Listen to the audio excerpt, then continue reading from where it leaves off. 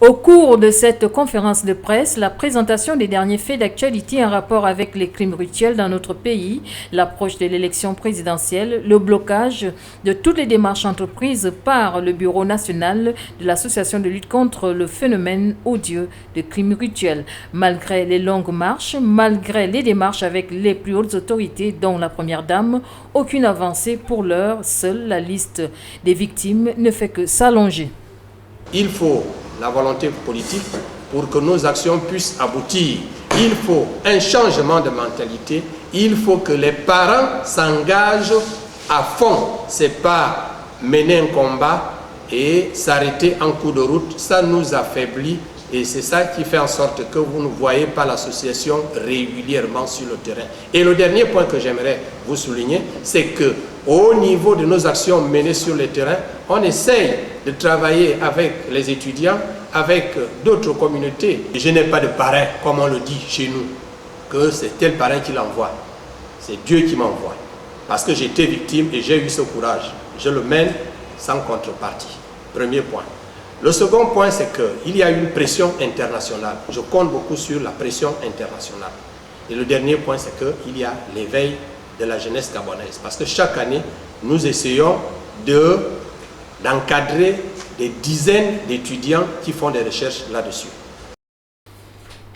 Pour cette sortie de ce samedi, Elvis Ebaondo a présenté 3 nouvelles situations qui accablent les familles gabonaises et le non-aboutissement du cas Nikez Roland Minko, assassiné du côté de Siban en 2010.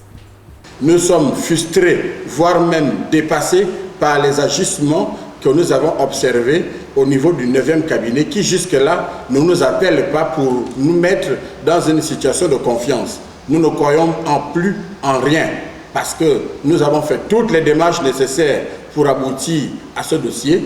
Les indélicats sont toujours en liberté et rien ne nous revient à nous permettre à être confiants. Tant que ce type est en liberté, nous, au niveau de la famille, nous ne sommes pas tranquilles.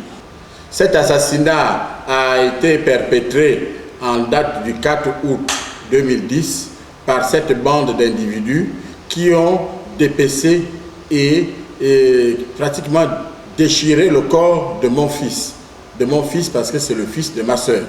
Ça a été fait par un guet-apens qui leur a servi de pouvoir capturer, séquestrer et à la limite enlever l'enfant, mon fils, qui a été pris dans son domicile au niveau de la cité Mediam dans les 22 heures dans la nuit du 4 août au niveau de Libreville.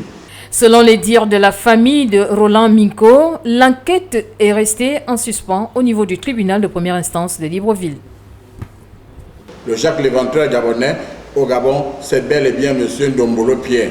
Et ça a été fait en l'absence d'une quelconque assistance, mais Dieu a voulu que le corps puisse être parti de Malibé et être jeté au stade de Siban, dont l'Union avait stipulé à l'époque le corps de Siban.